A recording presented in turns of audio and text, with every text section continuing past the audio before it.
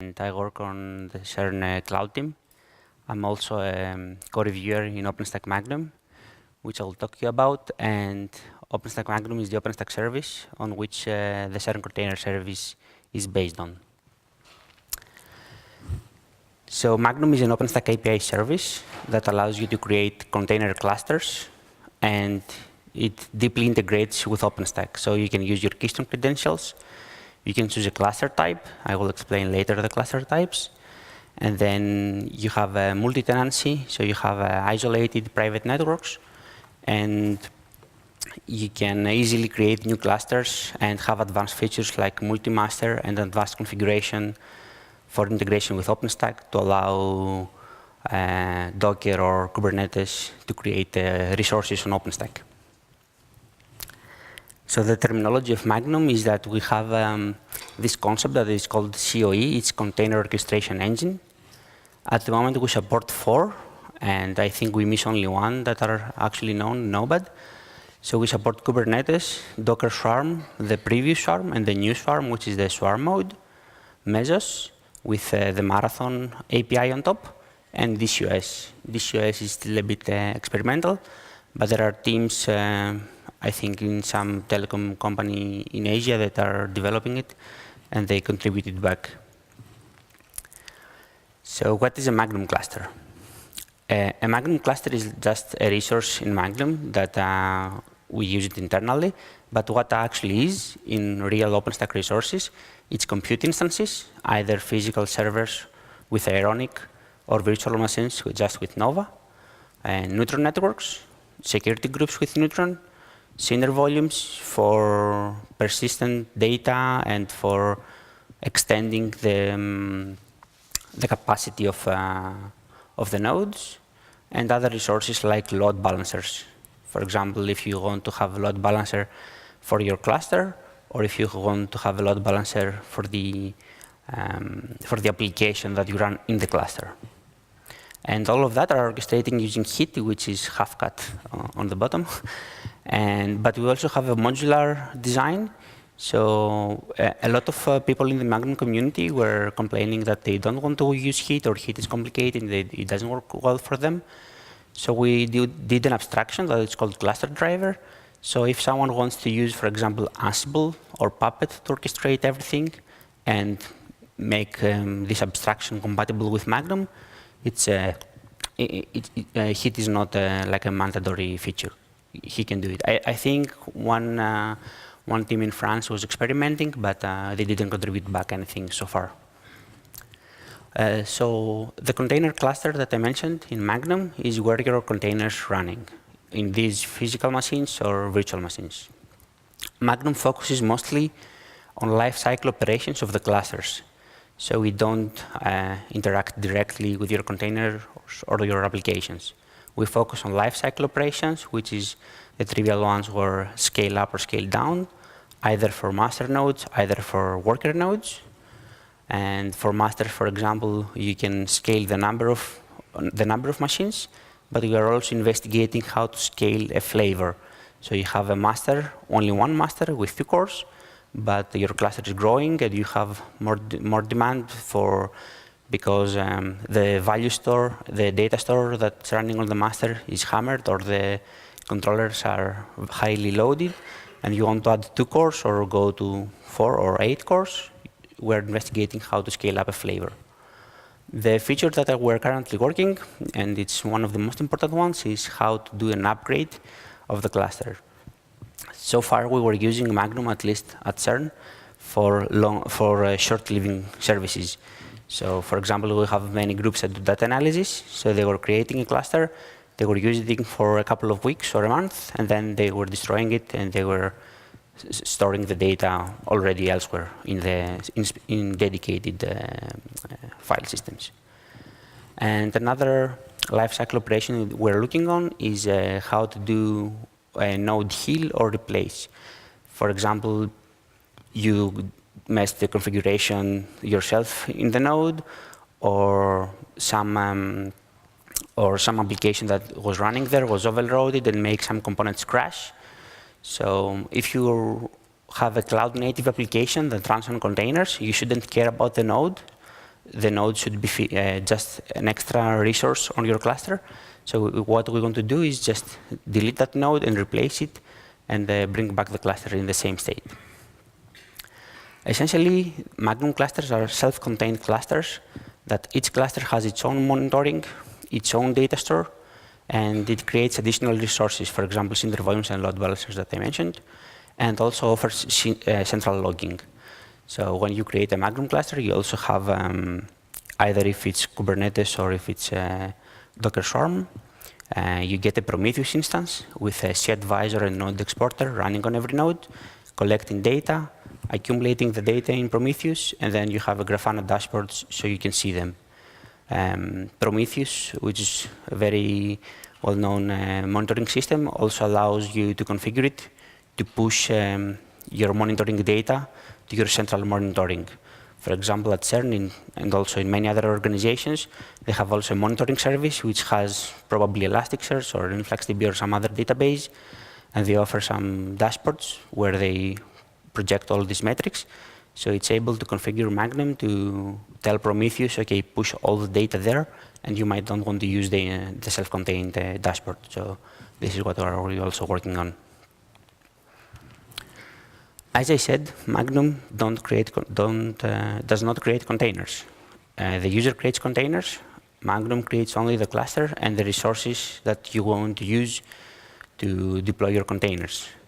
So we started having in the early days of Magnum a container API, but now we have removed it.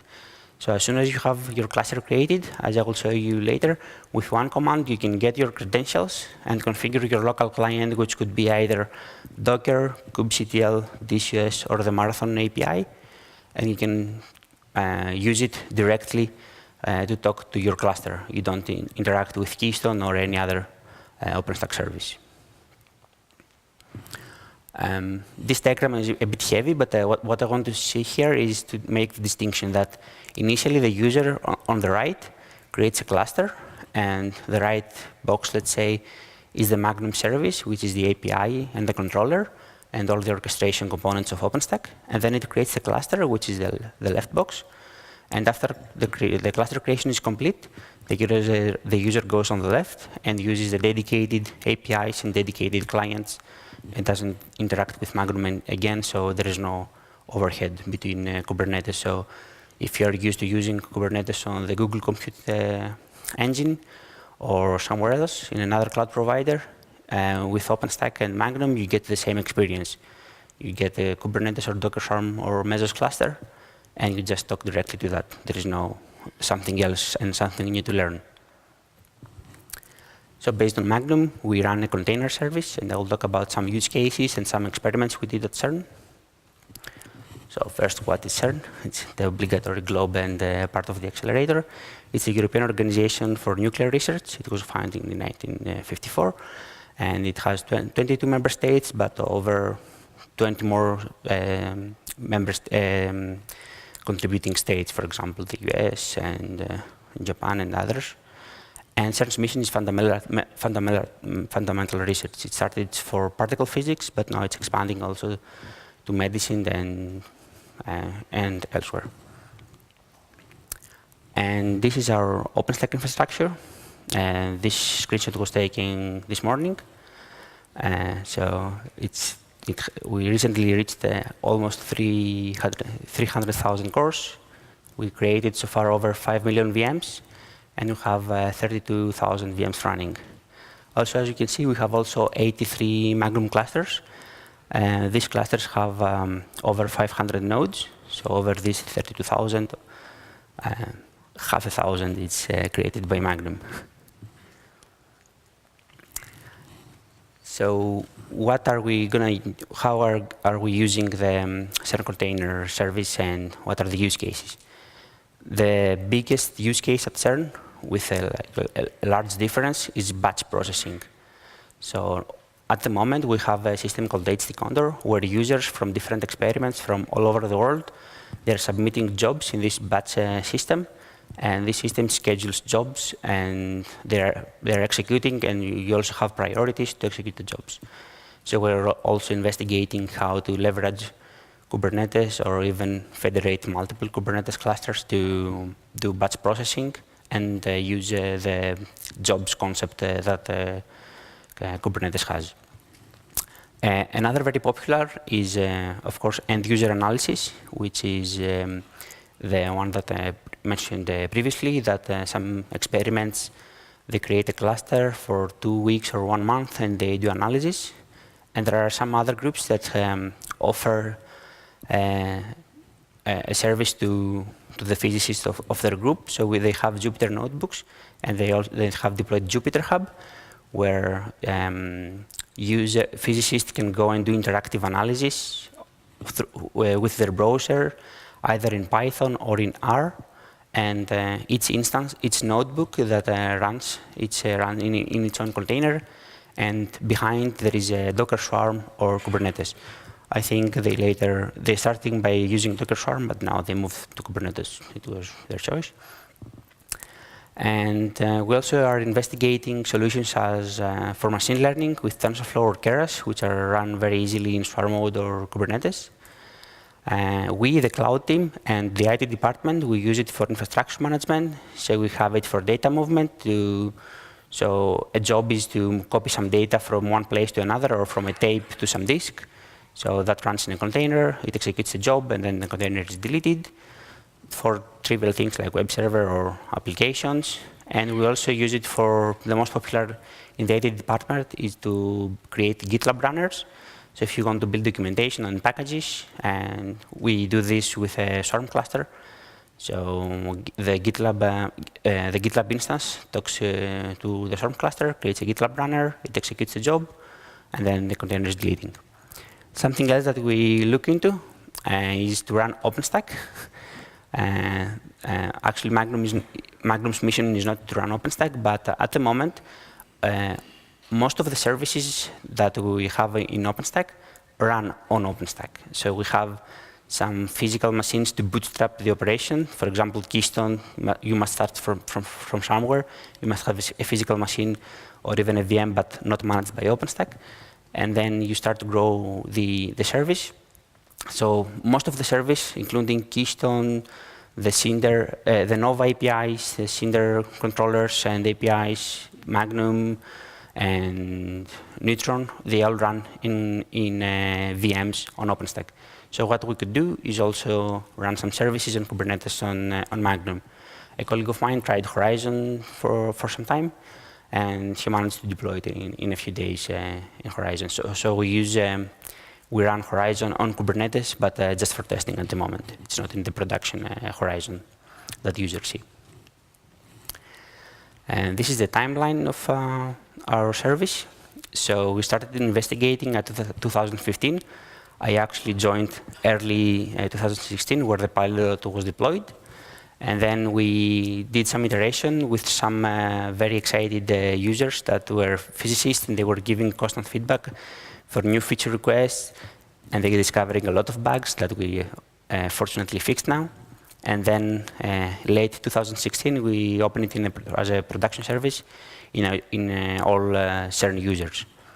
So the CERN cloud is a bit of a private cloud, but given the user base, we could say that it's a public cloud, but this public is a bit specific. It's a physicist for all over the world. So the model that we have for our service could apply also in a public cloud, not only in a private cloud.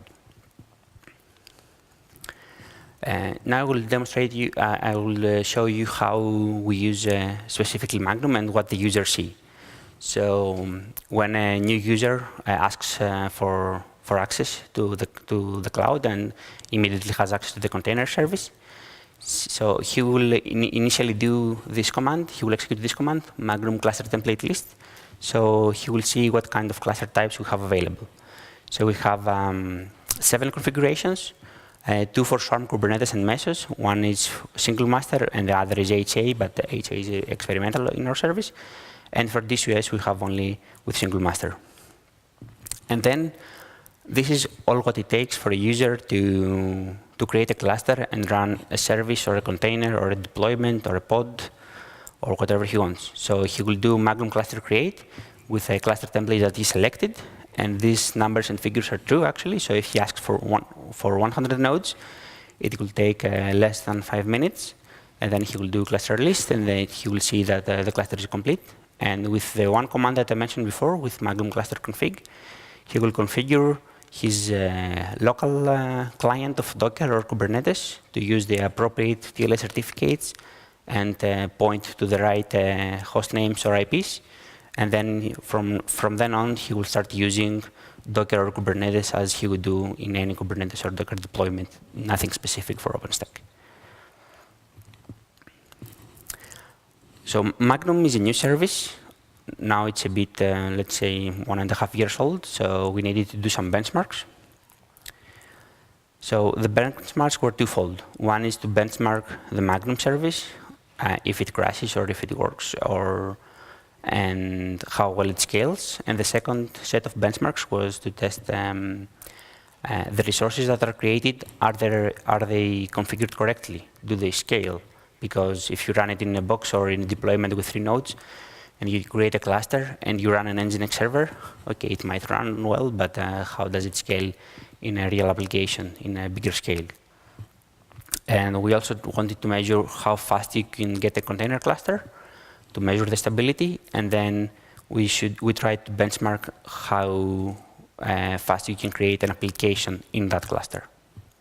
We used a demo that is provided by the Kubernetes team inside Google. So this is a relatively simple application.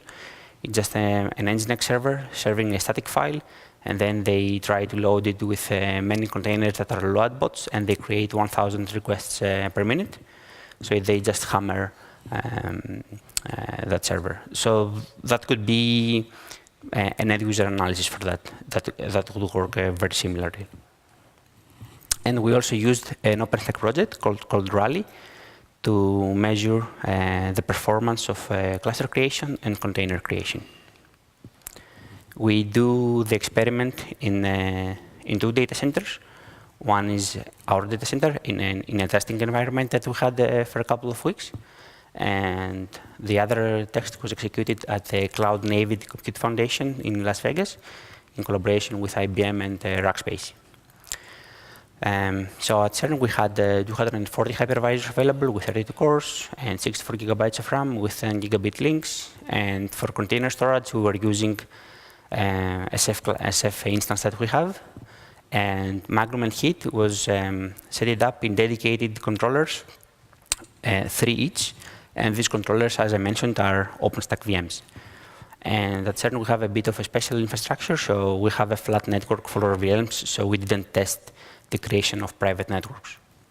But in the CNCF cluster, we used the private networks with Linux Bridge in Neutron. The setup of Magnum was a bit different, but it was good that we tested because we used OpenStack Ansible. So the deployment at CNCF is what a user of OpenStack, an operator of OpenStack, will get by using OpenStack Ansible without doing any customization. Because at CERN we run a patched version of Magnum, but at CNCF we just run the stock Magnum version in Newton. And there we had just 100 hypervisors. This is the benchmark that was provided by the Kubernetes team. So in this benchmark, on the top we see the requests per second that we have in total in the cluster. And on the bottom, we see the latency. And on the bottom right, we see the number of load bots. And in the middle, we see the number of servers. So in that case, we reached 2 million requests per second. So the initial benchmark was to reach 1 million requests. But we saw that easily we can reach 2 million. And a week after, the Kubernetes team did the benchmark with 10 million. So we tried that as well, but we reached only 7. So in that case, we created 2,000 containers for load bots and 100 and then 200 servers. So 2,200 containers in total. The funny thing is, on the left, is what the rest of the cloud team was watching, because only a part of it was involved in these tests. So this is the dashboard of to see how many virtual machines are created per hour. And on the bottom, you can see we have 200 virtual machines as an average value. And when we started to do these benchmarks, they started to see these spikes, and they were a bit concerned. And some services were a bit slower at that moment. They had a bit of latency, but it didn't crash, fortunately. So we also scaled almost. We did a scale test for almost all OpenStack services. And these are the results that we have with OpenStack Rally. So as you can see, up to 100 nodes, the cluster creation time is stable. So we try to create 2 node clusters plus 1 master, so 3 VMs. And we were trying to create 50 clusters at the same time to simulate some kind of user base. So we had an average value of 2.5 seconds for 50 users creating 1 cluster concurrently. We did the same for 10 users and 60 node clusters. It went only to 4 minutes. And then we went to 32 and 128. It was almost 5 and less than 6 minutes. But when we started to grow to 500 and 1,000 machines, it started scaling a bit because we hit some limits in heat and for some internal validation that heat does. So the validation scales linearly with a number of nodes. And on the right, we had similar numbers for 2 clusters, for 2 node clusters. But after that, we didn't have very good results because Rally was timing out, and we didn't have time to do the proper configuration to get the numbers. But from the Magnum database and the Magnum logs for the admin API, we saw that we were able to create in less than 10 minutes 200 clusters. So it was creation and deletion right after.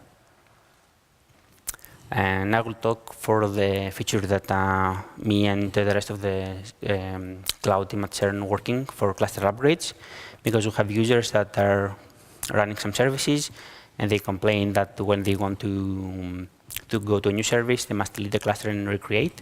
But actually, it's very easy for them because they have a very good configuration. So they just use block storage for persistency. So they have all the data available in Cinder volumes. So then they just delete the cluster, create the new cluster again, and they create the same containers with the same volumes, and data are there and they're just available.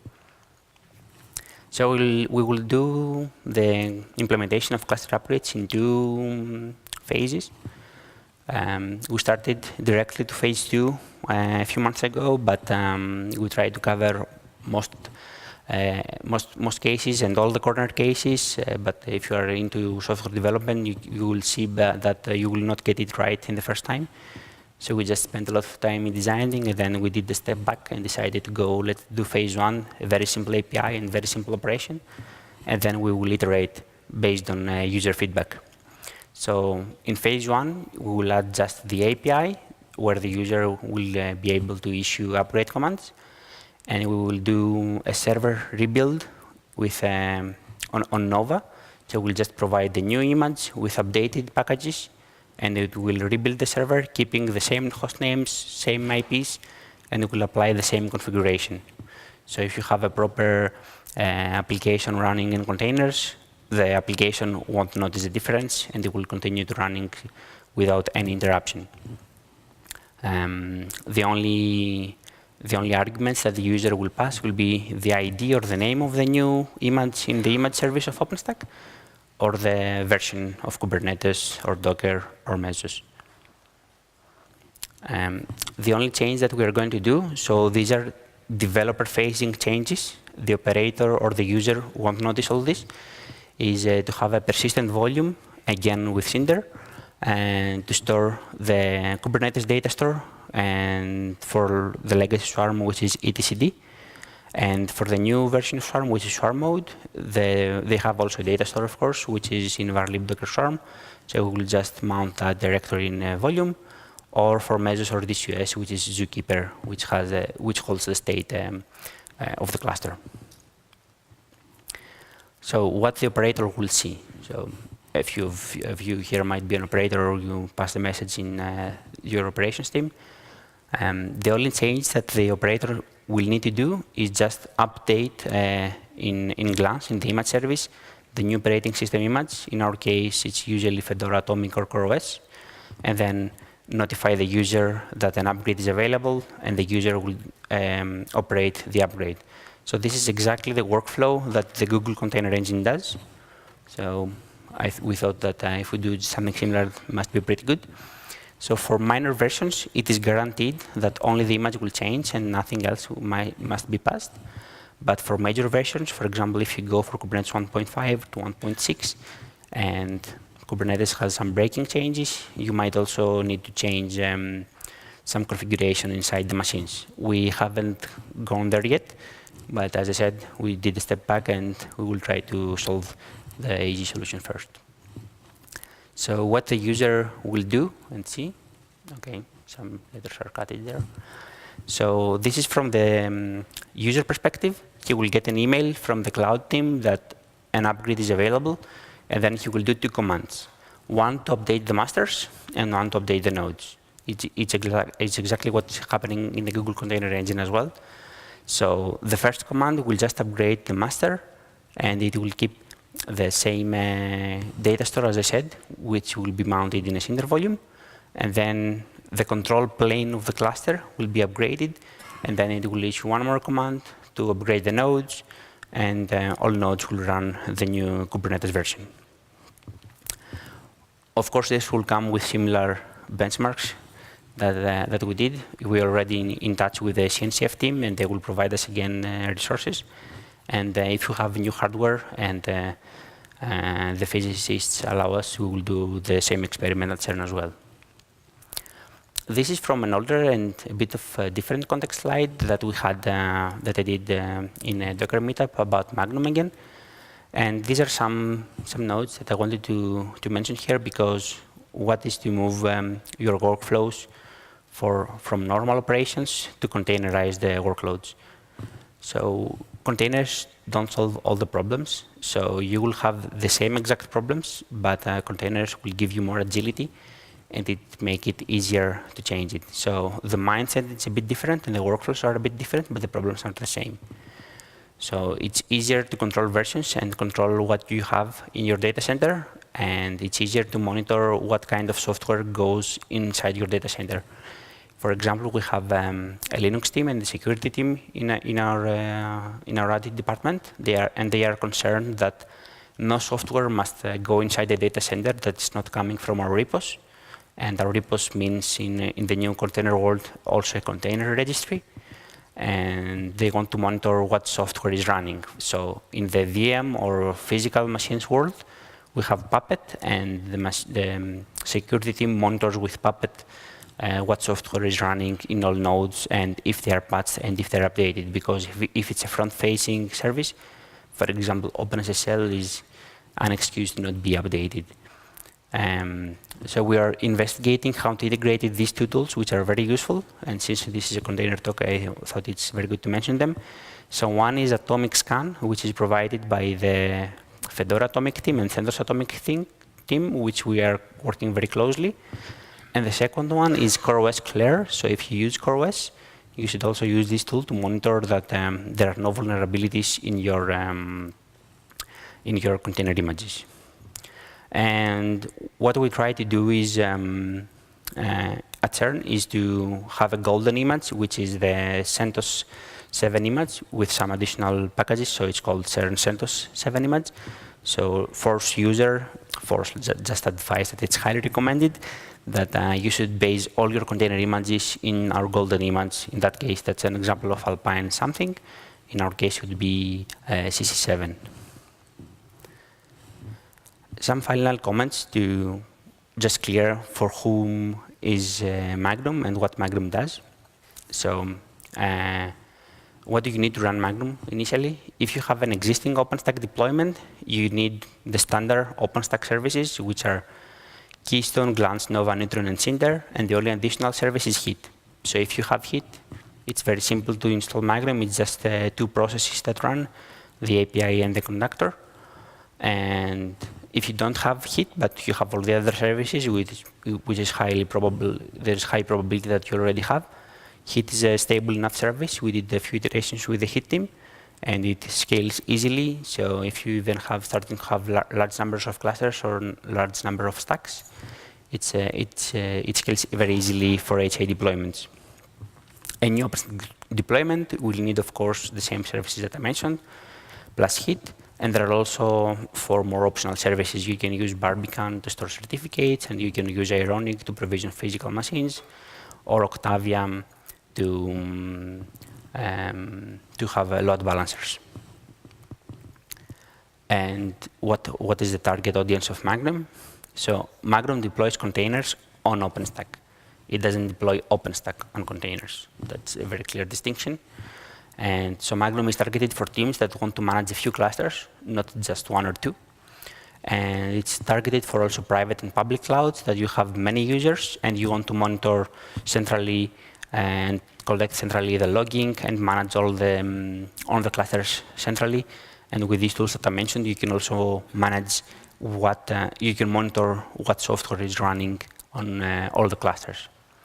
And well, not who should not use Magnum, but who will find it complicated. So if you want just one Kubernetes cluster or just one SORM cluster and you don't have OpenStack, it's an overkill, in my opinion, to install OpenStack. You just go ahead and install what you want. And if you already have an OpenStack deployment, but you want one small cluster and you have only 1 or 2 users, maybe Magnum is a bit complicated for you, but if you have heat, you can also try it. It's not very difficult. So Magnum scales very well for large numbers of clusters, but and of course for small numbers of clusters, and it allows management of many nodes and many machines. I think I finished a bit early, but we have time for questions, so thanks for your attention.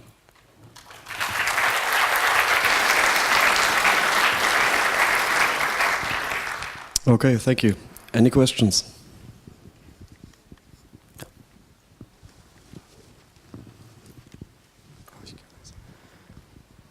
It's over there.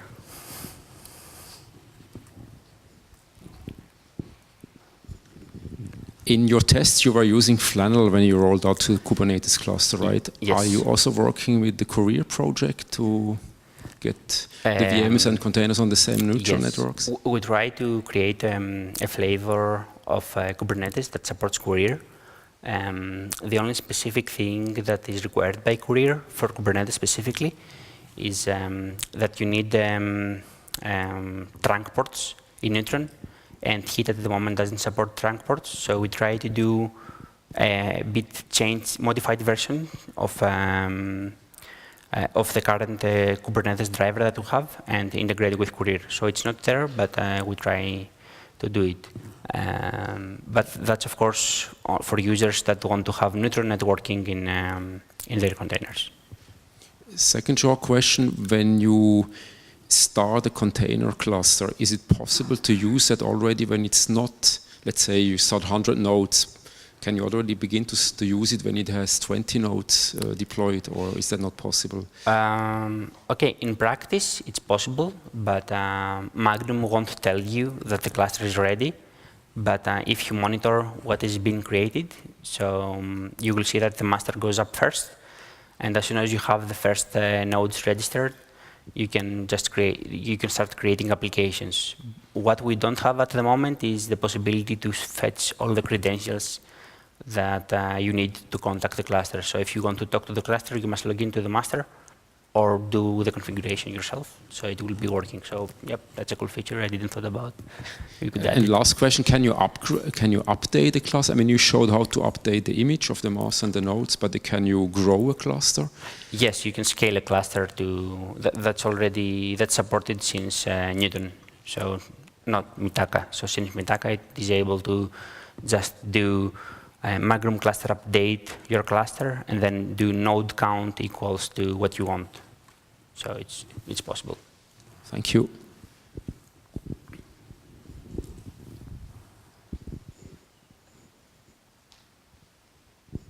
Anyone?